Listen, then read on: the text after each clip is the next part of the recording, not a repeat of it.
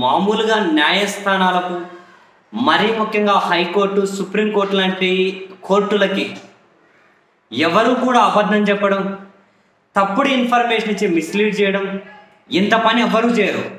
కానీ జగన్మోహన్ రెడ్డి గారు టార్గెట్గా అండ్ ఆయన పార్టీ ఎమ్మెల్యే పిన్నెల్లి రామకృష్ణారెడ్డి గారిని ట్రిగ్గర్ చేయాలనే ఉద్దేశంతో పోలీసులు వ్యవస్థ, ఈవెన్ ఎస్పీలు, డీజీపీ లాంటి వాళ్ళు కూడా ఎందుకు ఆ స్థాయిలో, నిజంగా ఈ పదం వాడొచ్చో లేదో నాకు తెలియదు, కానీ అంత దిగజారుడితనం ఎందుకు ప్రవర్తిస్తున్నారో ఈరోజు హైకోర్టులో జరిగినటువంటి వాదనలు, హైకోర్టులో జరిగిన కొన్ని సన్నివేశాలు నిన్న ఈరోజు నిజంగానే దిగ్భ్రాంతిని కలిగిస్తున్నాయి.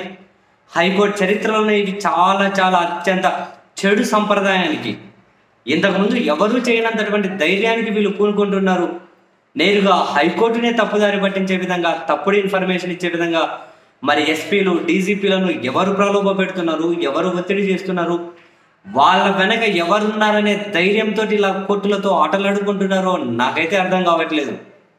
ఎందుకంటే ఈ నెల 23వ తేదీ పిన్నెల్లి రామకృష్ణారెడ్డి గారి మీద నమోదైన కేసు ఏదైతే ఉంటుందో, ఈవీఎం ధ్వంసం, ఆ కేసులో ఆయనతో పాటు మరో 4, గోపిరెడ్డి శ్రీనివాసరెడ్డి వైసీపీ, మిగతా 3, వాళ్ళను జూన్ 5 వరకు ఎలాంటి అరెస్టులు చేయకండి, వాటి జోలికి పోకండి అని చెప్పి హైకోర్టు తీర్పిచ్చి తదుపరి విచారణ 6కు వాయిదా వేసింది.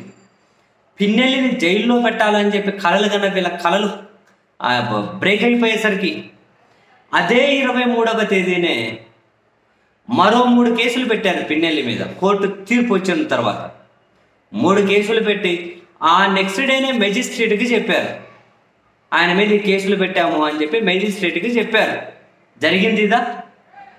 అయితే ఆ 3 కేసుల మీద మళ్ళీ ముందస్తు బెయిల్ కావాలి అని చెప్పి హైకోర్టుకి వెళ్ళినటువంటి పిన్నెల్లి రామకృష్ణారెడ్డి ఆయన తన పిటిషన్ విచారణ సందర్భంగా హైకోర్టులో చోటు చేసుకున్నటువంటి కొన్ని ఏమంటారు సంఘటనలు నన్నైతే దిగ్భ్రాంతికి గురి చేసాయి. సో ఇది చాలా చెడు సంప్రదాయం. మరి ఎవరి అండ చూసుకొని చెలరేగిపోతున్నారో నాకు అర్థం కావట్లేదు. హైకోర్టులో ఏం జరిగింది తెలుసా? హైకోర్టుకి ఈ పిన్నెల్లి రామకృష్ణారెడ్డికి వ్యతిరేకంగా ఆ కేసులు పెట్టిన వాళ్ళ తరపున హాజరైనటువంటి న్యాయవాదులు ఏం చెప్పారు తెలుసా? 22 కేసులు పెట్టాం, పిన్నెల్లి రామకృష్ణారెడ్డిని అరెస్ట్ చేయకుండా హైకోర్టు తీర్పిచ్చింది 23. తీర్పిచ్చిన తర్వాత కేసులు పెట్టారు. ఈ విషయం ఆ నెక్స్ట్ డే మెజిస్ట్రేట్కి చెప్పారు, ఆన్ రికార్డు ఉంది.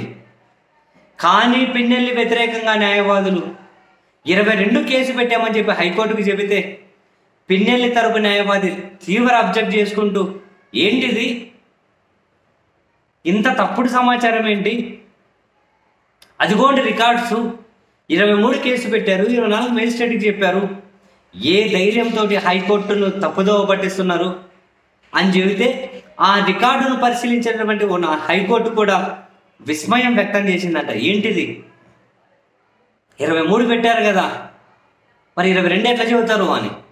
అది ఇందులో ఇంకో డ్రామా ఏందనుకున్నారు? పోలీసుల తరఫున వాదించడానికి ఒక పీపీని పెడతారు. ఆ పీపీ వాదించడానికి రాలే. ఎవరు వచ్చారు? అశ్విని కుమార్ స్పెషల్ కౌన్సిల్ లాగా వచ్చారు. అది ప్రొసీజర్ ఫాలో కాలే. ఎవరైనా స్పెషల్ కౌన్సిల్లో అప్పీర్ అవ్వాలని కొన్ని నిబంధనలు ఉంటాయి. ప్రభుత్వం నుంచి జీవో రావాలి. ఏమిటి మన చేపల మార్గంలో చేపల కొనేకి వచ్చేసినట్లే ఆయన స్పెషల్ కౌన్సిల్ అప్పీర్ అవుతాడా? ఆయన అయ్యాడు. పోనీ నిన్న అప్పీర్ అయినా ఆయన ఈరోజు కోర్టుకు రాలే. మరి ఎవరు వచ్చారు?